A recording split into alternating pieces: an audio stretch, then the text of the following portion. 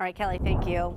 Watching out for your gut health. Americans say brain health matters just as much as physical health as they age, but most don't know how to protect it. That's according to the Alzheimer's Association new Alzheimer's disease facts and figures report. Nearly all adults over the age of 40 say brain health is important to them, but only 9% feel well informed in keeping that brain healthy. So here to talk about the latest Alzheimer's statistics and what you can do now to help protect your brain, we have Lori Stanton, Program Director at the Alzheimer's Association of Oregon and Southwest Washington. Good morning. Thank you for joining us. Good morning. Thanks for having me. Absolutely. So let's dig into this new report. This is the 2026 Alzheimer's Disease Facts and Figures report. What were some of the biggest findings? Yes, so overall, we have some pretty big findings. Like you were saying, people are really interested in brain health, but a lot of times people don't know what to do in order to promote that brain health.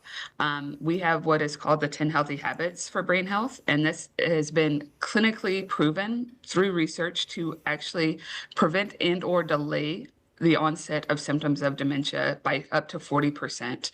So this is a huge statistical amount that can really help people to prevent or delay the onset of dementia symptoms.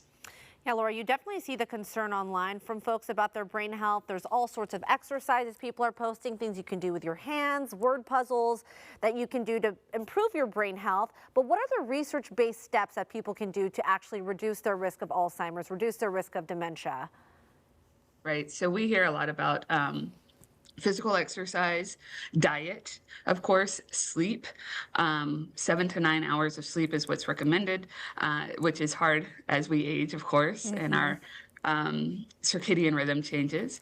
And then also getting formal education at any stage of life is really helpful as well. What that does is it actually creates new neural pathways in our brain, which helps us to well, I could go into all the brain stuff, but basically it helps us to delay the onset of symptoms. Okay, I'd say I love getting into the weeds on some of that, but I do think that's an important takeaway. Learning at any age, right? Just when we're out of school, you don't have to stop learning, and I think that's a fun way for people to stay engaged and keep training their brain. When you look at the picture of Alzheimer's and dementia and you kind of zoom out, though, there's also the question around caregiving. You know, so many people are taking care of a loved one with Alzheimer's. What are we seeing in terms of that landscape, and what are some resources for families here in Oregon and Washington who might be faced with this diagnosis?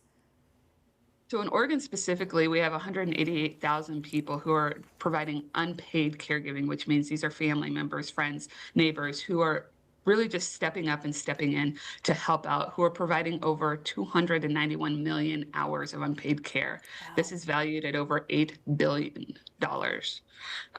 So a huge amount of unpaid care is being provided by just people who are wanting to help.